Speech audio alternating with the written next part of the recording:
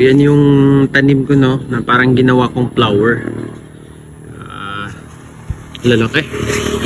Lalaki ng bunga, mga kalaypoy. Yan. So, ang ginawa ko dyan, isang buong sako na yung nilagyan ko ng lupa. Ano to, parang nakita ko to sa online, so ginaya ko. Pero medyo ginawan ko lang ng twist. No, naglagay ako ng ano dito, ng bamboo dito, na which is yung binutasan ko yung mga ano. Tapos kapag pag kulang na yung nutrients na lupa, nilalagay ko dito, mga kalaypoy. Naglalagay ako ng abono dito sa butas ng kawayan. Tapos binubuhusan ko ng tubig. Tapos hanggang sa ilalim may mga ganito, may maliliit na butas, mga kalaypoy. Yan.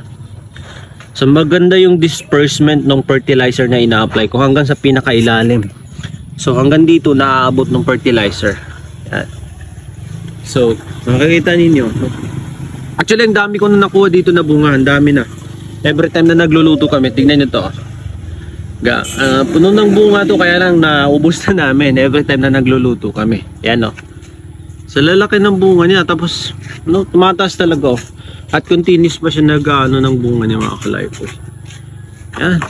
So di na kami nakakabili ng kamatis sa palengke. No?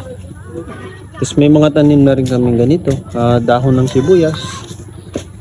At yung mga nandun, mga maliliit lang na ano. At saka yung mga nandun, kamote. No, kamote. Ano yan? Yan.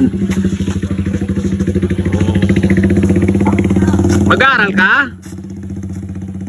Magpipilad ako ng palay ngayon, mga kalaypoy. Wala na kami bigas eh.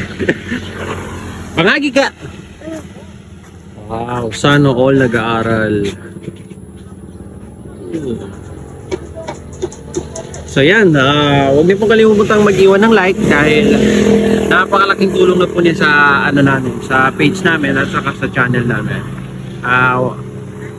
Maraming salamat po sa supportan niyo po, sa endless na support niyo sa amin. Paalam.